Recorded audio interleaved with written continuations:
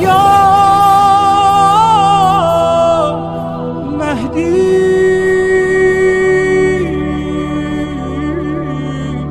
مددی.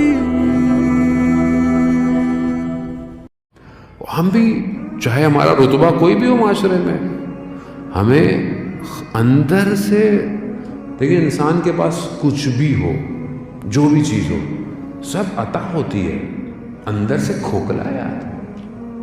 اور جو لوگ تھوڑے سے کمزور ہوتے ہیں، ان کو کچھ مل جائے تو وہ تھوڑے سے اپنے آپ کو کچھ سمجھنے لگتے ہیں، دکھانے لگتے ہیں. تو انسان کی حیثیت ہی کیا ہے؟ انسان کی اوقات کیا ہے؟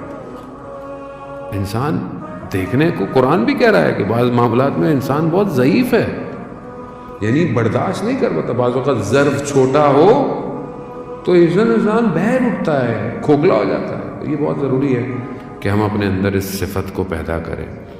حضرت موسیٰ کو پروردگار نے حضرت موسیٰ کو کہا کہ موسیٰ، اگر تم غنا یعنی بے نیاز ہونا چاہتے ہو تو اس کو ہم نے جو ہے وہ قناعت میں رکھا ہے، اور لوگ غنا کو یعنی بے نیاز ہونے کو دنیا کی چیزوں کو جمع کرنے میں ڈھونڈتے ہیں، جبکہ کبھی بھی پائیں گے نہیں.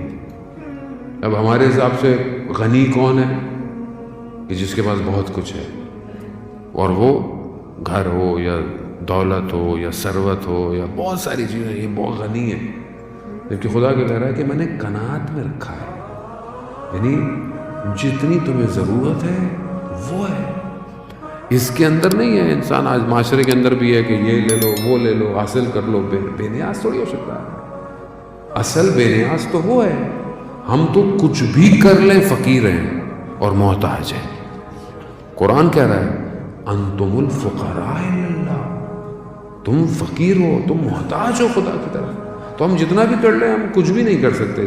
آج کل بہرحال مادی معاشرے کے اندر ہم کامیابی سمجھتے ہیں کہ جتنا مادہ ہمارے پاس زیادہ ہوگا ہم کامیاب ہیں. لیکن اگر انسان کا ہدف پروردگار ہے تو وہ اس کو اپنا ہدف نہیں بنایا. ایک اعتدال والی لائف، ایک بیلنس لائف، جو کہ مشکل ہے. یعنی آج کل کے دور میں انسان کے پاس ایکسکیوزز بہت ہیں اپنے لیے، کہ کیونکہ یوں ہے، ایسا ہے، ویسا ہے، اپنے لیے وہ ساری چیزوں کو کور کرتا ہے. لیکن اگر خدا ہدف ہو تو پھر انسان بہت آرام سے ان مشکلات سے